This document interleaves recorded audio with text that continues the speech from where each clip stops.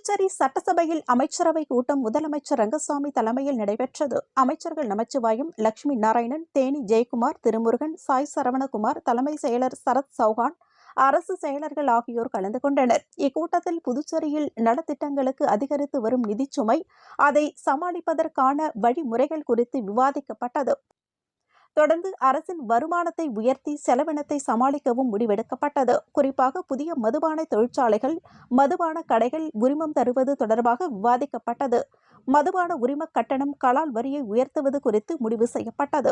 வருவாய் அதிகரிப்பின் ஒரு பகுதியாக மதுபான விற்பனை நிலையங்களுக்கான கலால் வரி மற்றும் உரிம கட்டணத்தை உயர்த்த முடிவு செய்யப்பட்டது.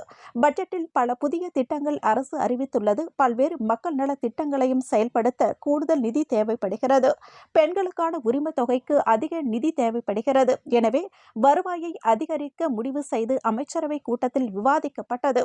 ஒவ்வொரு நலத்திட்டங்களுக்கும் தேவைப்படும் கூடுதல் நிதி விவரங்கள் ஒருங்கிணைந்து விவாதிக்கப்பட்டன. இந்த கோப்புகள் ஆளுநர் அனுமதிக்காக விரைவில் அனுப்பி வைக்கப்பட உள்ளது.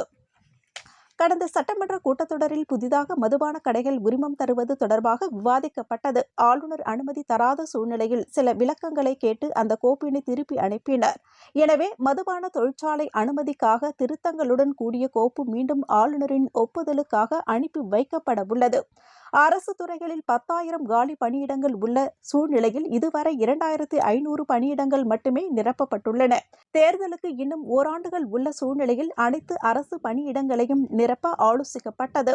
எல்டிசி உள்ளிட்ட அரசு பணியிடங்கள் விரைந்து நிரப்புவது, அதற்கான தடைகளை களைவதுமாக குறித்து கேபினெட்டில் விவாதித்து முடிவெடுக்கப்பட்டது. புதுச்சேரியில் வருவாயை தரும் அரசு துறைகளில் போக்குவரத்து துறை முக்கிய இடத்தில் உள்ள சூழ்நிலையில் வருவாயை அதிகரிக்க வாகன பதிவு கட்டணத்தை உயர்த்தவும் விவாதிக்கப்பட்டது. இந்த கோப்புகள் அனைத்தும் ஆளுநர் அனுமதிக்காக விரைவில் அனுப்பப்பட உள்ளது. அமைச்சரவையில் எடுக்கப்பட்ட முடிவுகள் குறித்து விரைவில் முதலமைச்சர், அமைச்சர்கள் மக்களுக்கு எடுத்துரைக்கவும் திட்டமிட்டுள்ளனர்.